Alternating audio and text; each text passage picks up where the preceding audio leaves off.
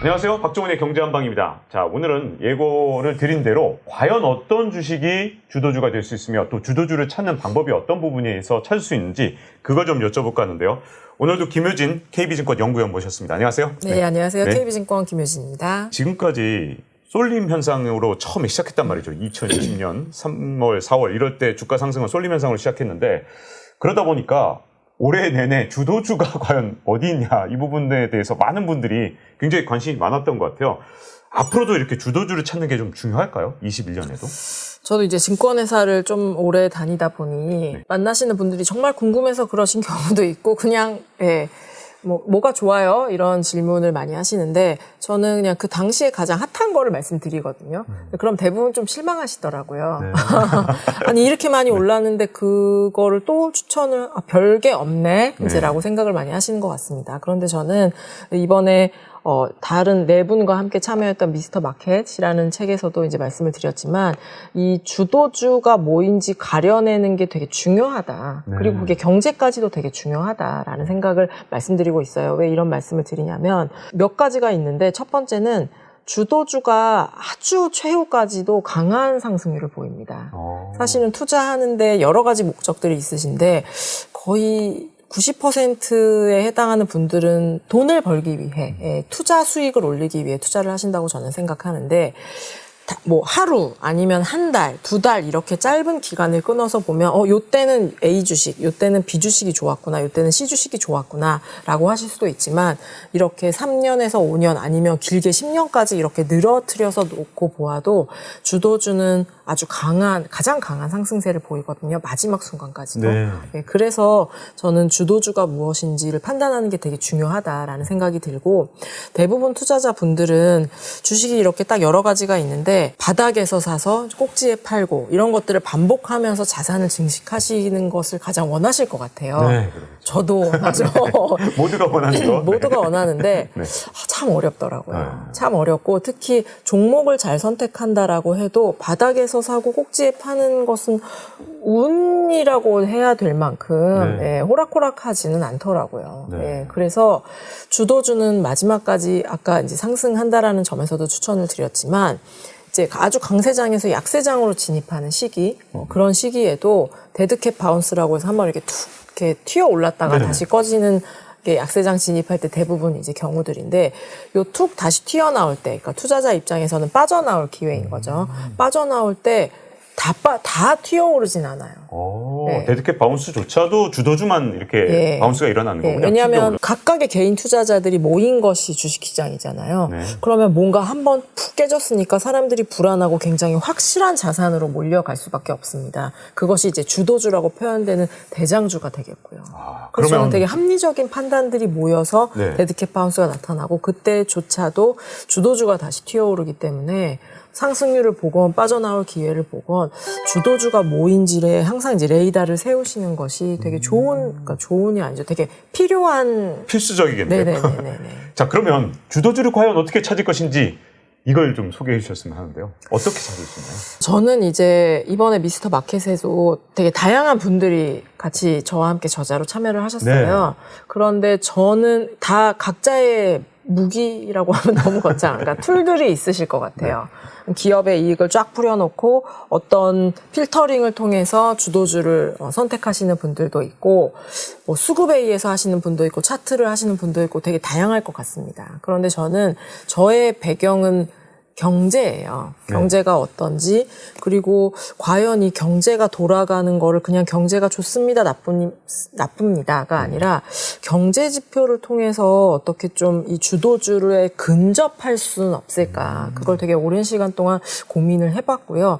제가 그나마 좀 가려낸 접근법이랄까요? 접근법 중에 하나는 바로 투자 지표예요.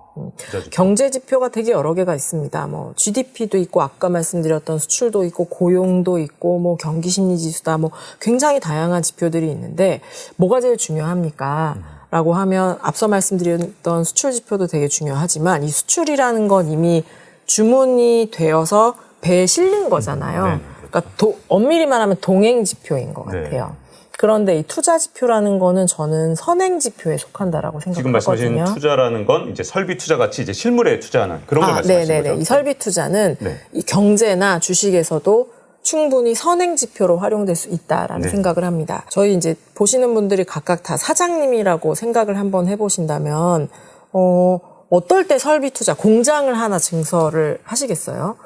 경기가 좀 좋아질 거라고 생각할 때. 경제가 좋아질 때 아니면 대박, 이 상품은 대박이야 오. 라고 생각하거나 어떤 이 R&D 센터에서 정말 획기적인 기술을 했을 때 네. 이럴 경우에는 이 애니멀 스피릿을 가지고 아마 이제 사람들, 그러니까 막 증설을 하실 겁니다. 네. 사람도 뽑을 테고요. 그렇죠. 그래서 이 어느 기업, 그리고 이제 하나 더 덧붙여서 말씀드리자면 펀딩도 받았을 거예요. 네, 뭐 자기 돈으로 공장을 증설하는 기업들도 있겠지만 대부분 이제 투자를 받거나 주식을 증자를 하거나 여러 가지 방법을 통했을 텐데 돈을 주는 사람, 돈을 투자하는 사람도 이 기술이 될 건가, 이렇게 증설을 하면 이게 뭐 정말로 돈을 벌 수 있을 것인가를 판단을 했겠죠. 그래서 이 설비 투자라는 거는 그냥 뭐가 좋아지니까 그냥 하나씩 이렇게 늘어나거나 뭐 그렇구나라는 것이 아니라 되게 많은 것들이 모여 있는 경제 지표가 저는 설비 투자라고 생각을 하고, 만약에 이렇게 밋밋하게 움직인다면 투자에 활용하긴 사실 쉽지 않아요. 그냥 어제가 어제고 오늘이 오늘이니까요. 그런데 이 설비 투자는 모든 경제 지표 중에서 가장 왔다 갔다 하는 지표가 설비 투자이기도 합니다. 경제가 안 좋으면 정말로 언제 그랬냐는 듯이 싹 꺾여요. 네. 정말 전무할 때도 있고, 그렇죠. 정말 이게 지난달에 이랬는데 이번 달에 이렇단 말이야? 뭐가 천지개벽을 한 거야? 라고 네. 생각할 정도로 아주 급등하기도 합니다. 네. 그래서 저는 설비 투자를 어떤 기업이 하는지, 어떤 국가가 하는지가 되게 중요하다. 그리고 이것을 금융 투자할 때도 접목을 시킬 수 있다라는 이야기를 드리고 싶고, 닷컴 버블 예를 들어드리면 정말 그렇구나라고 하실 텐데, 보통 닷컴 버블 하면 뒤에 버블이 붙는 거 2000년대요. 네. 버블이 붙으니까 깨졌다는 얘기겠죠. 네, 그렇죠. 그래서 그때는 기업들이 실체가 없었는데 사람들이 너무 이 비이성적으로 과열을 해서 주식 투자를 해서 주식들이 막 몇천 배도 나고 막 이랬던 것들이 결국은 실체가 없었기 때문에 주가가 급락했던 것들이 닷컴 버블이었어, 버블의 붕괴였어 라고 아마 아주 압축적으로 알고 계실 수도 있을 것 같아요. 물론 그 당시에 주가도 너무 많이 올랐고 너무 과열되어 있었던 것도 사실이지만, 그럼 그 이전에 아무것도 없었는데 혼자 닷컴 붐이 나타난 건 아니잖아요. 네. 이 미국의 설비 투자 지표들이 한 50개의 세부 항목으로 쭉 나눠져 있거든요. 네. 뭐 의류도 있고 기계류도 있고 우리가 생각할 수 있는 물건들의 세 분류가 다 들어 있습니다. 이 중에서 하이테크의 설비 투자가 늘어난 것은 마치 무슨 주가 차트를 보는 것처럼 아주 급격하게 이 투자가 늘어나는 것을 볼 수가 있었어요. 네. 90년대 중반부터 미국의 설비 투자 경제 지표를 아마 열심히 봤다라고 한다면, 이게 뭔가 하이테크 기업들이, 그리고 무성통신 관련 기업들이 뭔가 투자를 많이 하나 보다, 이 기업들의 주식 투자를 하면 좋겠다라는 판단을 아마 하실 수 있었을 것 같습니다. 그래서 닷컴 붐이 버블로 판명되면서 붕괴한 것은 2000년 아주 초반이고요. 이 경제 지표들이 좋아진 것은 90년대 중반부터였었거든요. 그래서 이 경제 지표들, 누가 설비 투자를 다시 채비를 하고 열심히 하는지를 열심히 보아도 범위를 좁힐 수가 있다라는 측면에서 저는 설비 투자를 가장 강조드리고 있습니다. 그러면 이쯤에서 많은 분들이 궁금해하실 게 그거 같아요. 2020년까지는 분명히 빅테크 기업들, 네. 이쪽에서 많은 기업들이 설비 투자를 늘렸을 것 같고, 앞으로도 그런 건지 아니면 또 새로운 주도주가 등장할 것인지 2021년부터 어떻게 보면 될까요? 이렇게 말씀드리면 될 것 같습니다. 지금 제가 안 그래도 그 질문을 하실 것 같아서 오기 전에 네. 지금쯤 이제 코로나19가 먼저 탁 생겨난 이후에 한 6개월 넘게, 6개월이 뭐죠? 한 9개월 됐네요. 예, 9개월 정도 흘렀으니까요. 뭐가 이렇게 설비 투자 동향에서 달라진 점이 있나, 이렇게 업데이트를 한번 쭉 해보고 왔는데, 아직 새롭게 튀어나오는 건 없는 것 같아요. 새롭게 튀어나온 건 없고, 기자님 말씀하신 것처럼 여전히 하이테크 관련된 그런 투자들이 많이 주도를 하고 있는 그런 상황입니다. 그래서 저는 앞으로도 이 빅테크, 대형 기술 기업으로 분류되는 기업들이 지금까지의 주식의 상승세보다는 못할 수도 있지만 여기에서 아주 탈락해서 주가가 다른 주가는 막 상승하는데 이 기업들이 하락하고 그렇지는 않겠구나. 네, 어느 정도의 주도주의 명망을 이어가겠구나라는 생각을 하고 있고 여기에 하나 더 얹어질 거라고 생각을 하고 있어요. 얹어질 거. 네, 거기에 또 솔깃한 분들 많을 것 같아요. 저는 이 테크에 녹색이 더 칠해진다라고 표현을 하고 싶은데, 네. 저희 이제 학교 다닐 때 그런 아마 선생님들이 이런 이야기 몇 번 하셨을 것 같습니다. 문제의 답이 있다. 네. 보통 이런 이야기를 들으면 좀 살짝 짜증이 나죠. 네. 선생님들이 그렇게 말씀하시면 예, 그렇게 말씀하셨죠. 예. 근데 저는 이 말이 자꾸 좀 떠오르긴 해요. 왜냐하면 제가 투자가 중요하다라고 막 이렇게 주구장창 이야기를 드리고 있는데, 그러면 지금 누가 투자를 할 수 있는지 문제를 살짝 바꿔보면 어떨까 싶어요. 누가 투자를 지금 네. 돈 있는 쪽? 예. 그러면 지금 테크 기업들은 돈을 이제 이만큼 벌어놨기 때문에 자기 돈으로만으로도 막 투자를 네. 할 수 있습니다. 기업들은 계속해서 신기술이 되었건 기존 기술이 되었건 투자를 계속 하겠구나. 네. 그래서 주도주의 반열에서 이탈하지 않고 계속 있겠구나. 하나를 알 수 있을 것 같고요. 다른 기업들은 어떤가요? 코로나19 때문에 많이 어려워요. 그렇죠. 그래서 다른 기업들은 투자를 그렇게 늘릴 수 있을 것 같지 않습니다. 투자 여러 개 없겠군요. 그런데 경제에 세 가지 주체가 있어요. 경제학개론 딱 1페이지에 나와 있습니다. 네. 정부, 가계, 기업이 경제를 이루는 세 가지의 주체예요. 네. 가계는 돈이 많으면 좋겠지만 많은 자영업자분들 고생하시는 것처럼 여력이 많이 줄어들어 있습니다. 남은 거의 유일한 주체가 지금 정부예요. 아까 저희가 재난지원금 이런 이야기도 드렸지만 정부가 지금은 나서서 일자리도 창출도 하고 신사업에 투자를 이거를 이렇게 끌고 나가야 되는 상황이에요. 1930년대 미국에서 뉴딜이라는 이름으로 사업을 했던 것과 비슷한 현상들이 지금 나타나고 있는 그런 상황입니다. 그래서 지금은 정부가 그러면 어떤 곳에 투자를 하려고 하나, 정부의 이 펜이 끝이 어디를 향하고 있는지를 되게 주목하는 것이 전 중요하다라는 생각을 하고 있고, 올해 4월, 5월 코로나19에 로 여전히 저희가 되게 지금도 고생을 하고 있지만 굉장히 극심한 공포에 휩싸였었을 때 미국 순서대로요. 유럽, 한국, 미국이 들고 나온 프로젝트. 그러니까 우리 이런 프로젝트를 가지고 이런 프레임을 가지고 경제를 한번 극복해 봅시다라고 했던 것에 모두 그린이 붙어 있습니다. 그렇죠. 유럽의 그린 딜, 미국과 한국의 그린 뉴딜. 네. 그래서 이 부분에는 디지털 부분도 들어있지만 이 기후가 빠르게 변화하는 것에서 어떻게 우리가 앞으로 대응할 수 있을 것인가. 이것을 신성장 사업으로 그냥 자연을 보호합시다 이런 게 아니라 집중적으로 투자를 해서 신성장 사업으로 한번 살려보자라는 거를 주요국들이 이야기를 하고 있는 상황이고, 이번에 중국의 12월에 있었던 경제공작 회의에서도 이 기후에 대해서 우리도 이제 2060년까지 탄소 배출을 굉장히 획기적으로 줄이겠다라고 하고 있는 상황이고요. 네.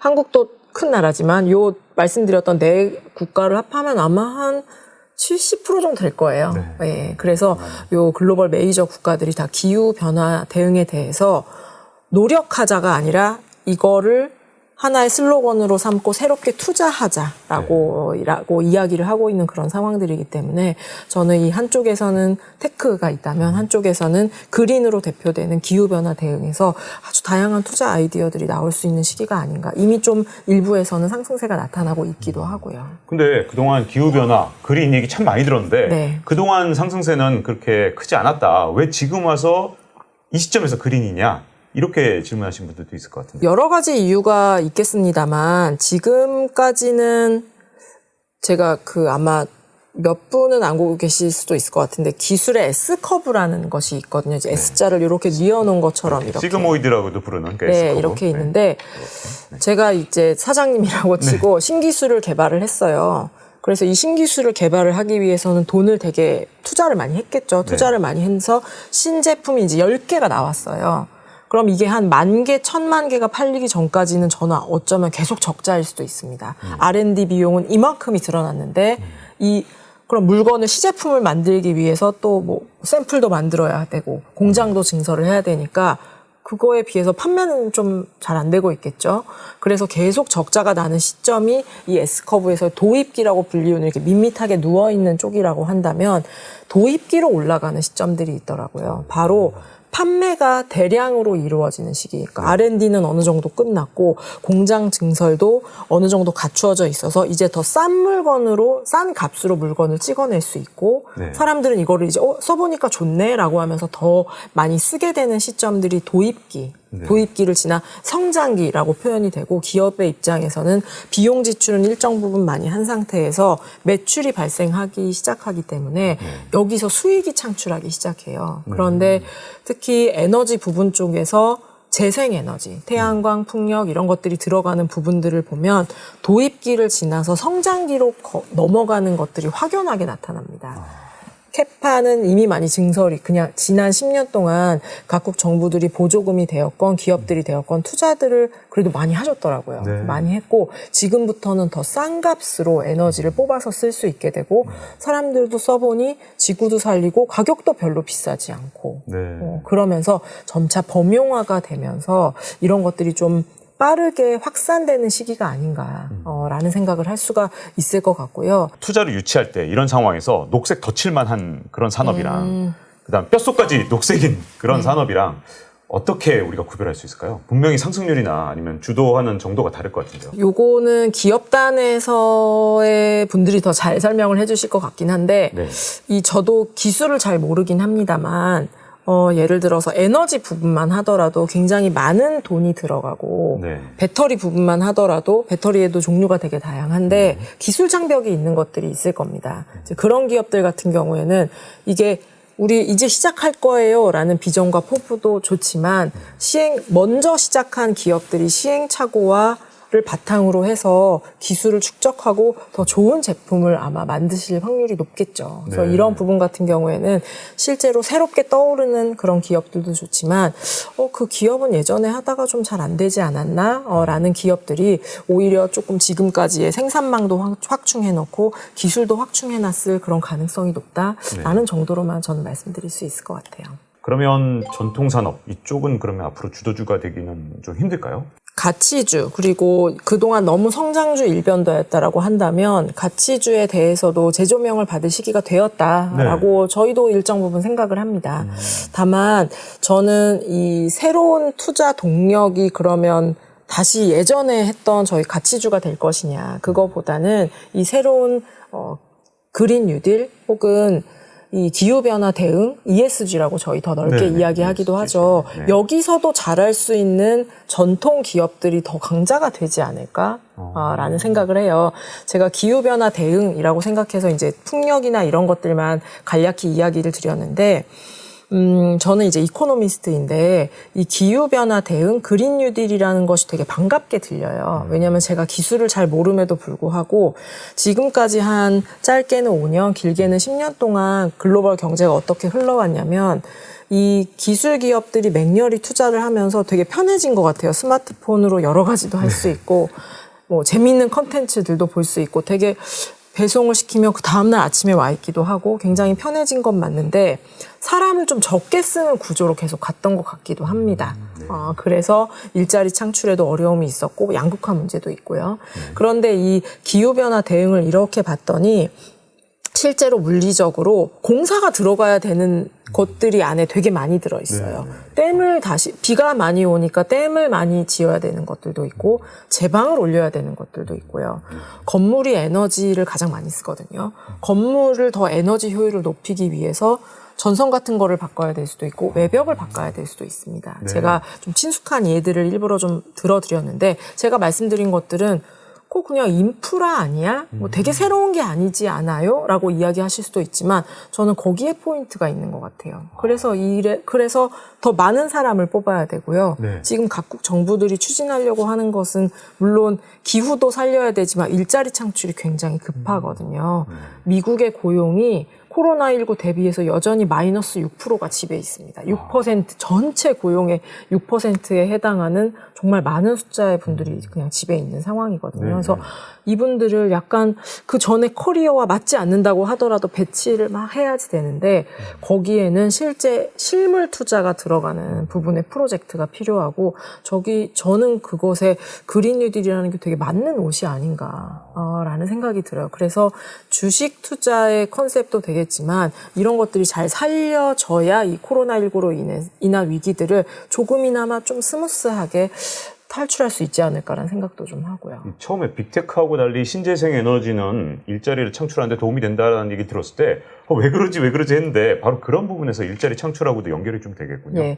그래서 지난 시간에 수출에 대해서도 수출이 몇 개만 한국 수출을 이끌 때도 있었는데 그때도 뭐 좋았지만 지금처럼 수출이 되게 여러 품목에서 더 좋게 된다라고 하면 보기가 많아져서 금융 투자를 하시는 데도 좋을 것 같습니다라고 이야기를 드렸는데 이 그린 뉴딜도 마찬가지인 거죠. 에너지 부분에도 그린 뉴딜과 관련 기후변화 대응과 관련된 새로운 업종과 종목들이 나타나겠고 그리고 건설에서도 나타날 수 있는 것이고요. 다양한 분야에서 나타날 수 있는 것이기 때문에 이 투자자분들이 더 이것도 그린 뉴딜의 그러니까 그 큰 틀에서 거기에 테마에 이슈에 맞는 것인가 아닌 것인가 그런 것들로 포트폴리오 점검해 보시는 것도 좀 재미있는 작업이 되지 않을까라는 생각이 듭니다. 네. 자, 오늘 이렇게 2021년 이 주도주에 대해서 굉장히 솔깃한 얘기들을 많이 해주셨는데요. 이렇게 나와주셔서 감사드립니다. 김효진 KB증권 연구위원과 함께했습니다. 오늘 감사합니다. 감사합니다. Round 1, fight.